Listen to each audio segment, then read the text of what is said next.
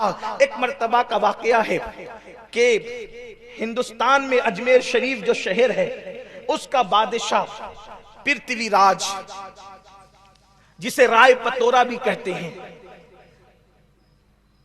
اس کو بڑی تکلیف تھی۔ دیکھیے،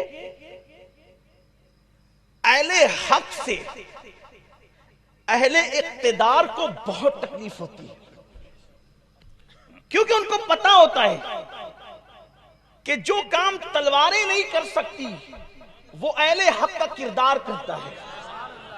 بڑی تکلیف ہوتی ہے اقتدار والوں کو اہل حق سے، بہت تکلیف میں رہتے ہیں، بہت پریشان۔ یزید کو کیا تکلیف تھی امام حسین سے؟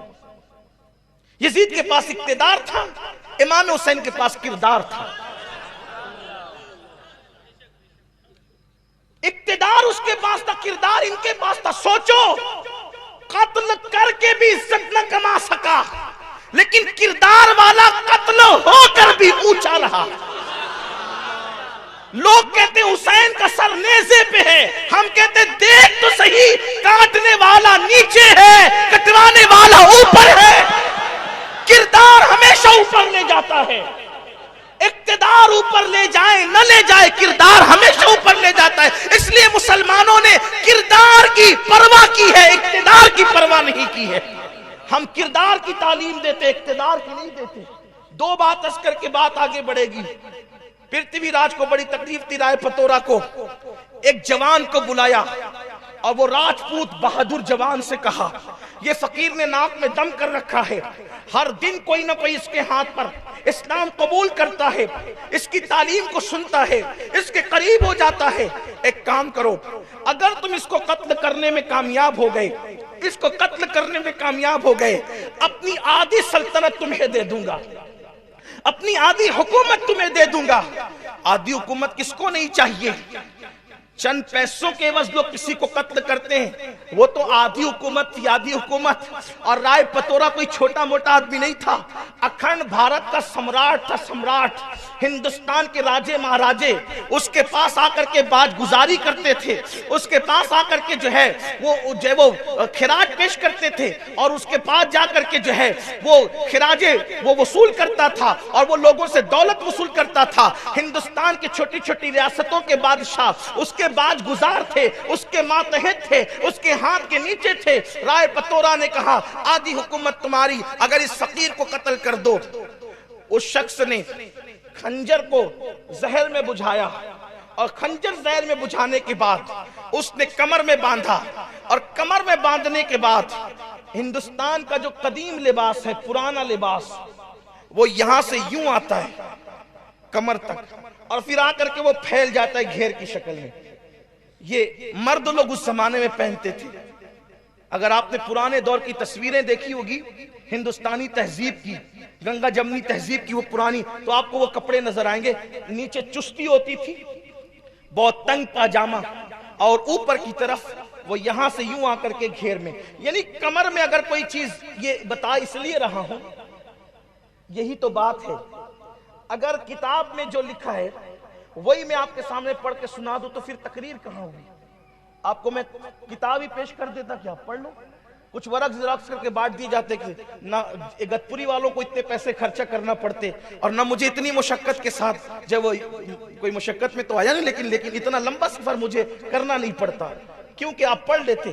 بات یہ ہے کہ آپ کو سمجھنا ہے پس منظر کیا ہے واقعے کا، کیا انداز تھا۔ تو یہ جو لباس ہوتا تھا، اس میں کمر میں جو چیز بندی ہو یا چھپی ہو تو نظر نہیں آ سکتی تھی، کیونکہ وہ کمر سے گھیر ہو جاتا تھا، بڑا گھیر والا ہوتا تھا۔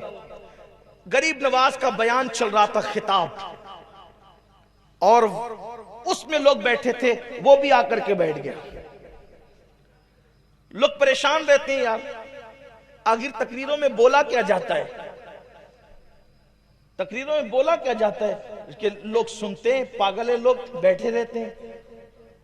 لوگوں کو چاہیے کہ آپ آگے سنیں تو ہم بولتے کیا ہیں۔ 1400 سال سے لوگوں کو یہی غلط فہمی ہے کہ مسلمانوں کی محفل میں بولا کیا جاتا ہے، آپ آگے سنیں تو کیا بولا جاتا ہے؟ یہی بولا جاتا ہے جو بول رہا ہوں کہ انسان کی قدر کرو۔ اور جہاں غلط باتیں سکھائی جاتی ہے وہاں جلسے روڈ پہ نہیں ہوتے، वहाँ कान कान में बातें होती है, और हमारे यहाँ जलसे कान कान में नहीं होते, हमारे यहाँ जलसे मैदान में होते हैं, क्योंकि हमेशा हक बात मैदान में कही जाती है। जिस बात में झोल होगा वो छुपाई जाती है। हमारे मजहब की कोई बात छुपी हुई नहीं है। अजान से लेके नमाज तक, नमाज से लेके किरदार तक, सारी बातें हमारे यहाँ छुपी हुई है। सरकार गरीब नवाज एक दरख्त के नीचे बैठ करके बड़े बयान कर रहे हैं, खिताब फरमा रहे हैं, और कितनी तासीर होगी ना उस जबान में, जिस जबान ने कभी झूठ नहीं बोला। उस जबान में कितनी तासीर होगी जिसने कभी हराम लुक्मा नहीं खाया। उस जबान में कितनी तासीर होगी जिस जबान की पर अल्लाह के जिक्र के सिवा कभी किसी की गीबत नहीं आई, कभी किसी की चुगली नहीं, कभी किसी के साथ हसद के जुमले नहीं, कभी गाली गलौच नहीं। कैसी वो पाकीज़ा और पाक जबान थी। आप खिताब फरमा रहे थे, वहां अल्फाज की हेरा फेरी नहीं थी, वहां अदीबाना और खिताबाना रंग नहीं था, बल्कि वहां दुर्वेशाना और फकीराना अल्लाह का रंगली हुए अंदाज था। गुफ्तगू हो रही थी, लोगों की सिसकियां बन रही थी, लोगों की जिंदगियां तब्दील हो रही थी। ऐसे में गुफ्तगू होती रही, लोग सुनते रहे, अपनी मुराद पाते रहे और जाते रहे।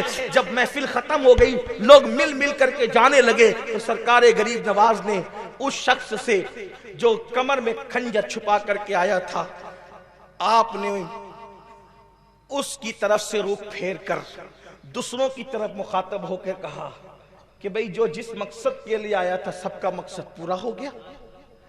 अब अगर किसी का कोई मकसद बाकी हो तो वो अपना मकसद भी पूरा कर ले।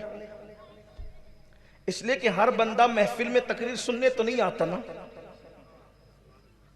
कुछ कमर में खंजर लेकर आते हैं, कुछ दिल में खंजर लेकर आते हैं, कुछ आंखों में खंजर लेकर आते हैं।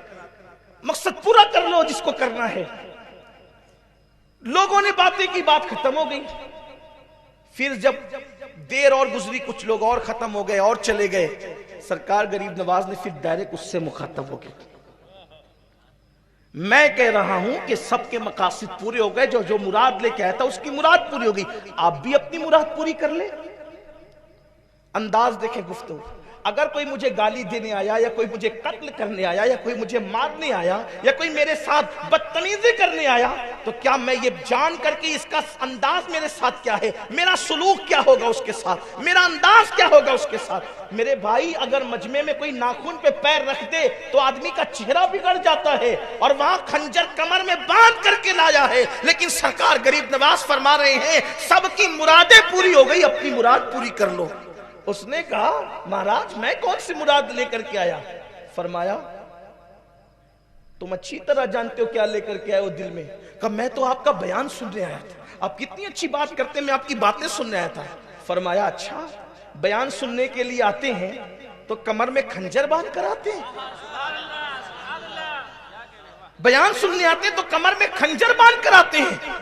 उसने कहा कमर में खंजर तो हिंदुस्तान वालों की एक रिवाज है, और राजपूतों का अंदाज है कि हम कमर में खंजर बांधते हैं, तो मैंने कमर में खंजर बांध दिया, तो कौन सा जुर्म किया?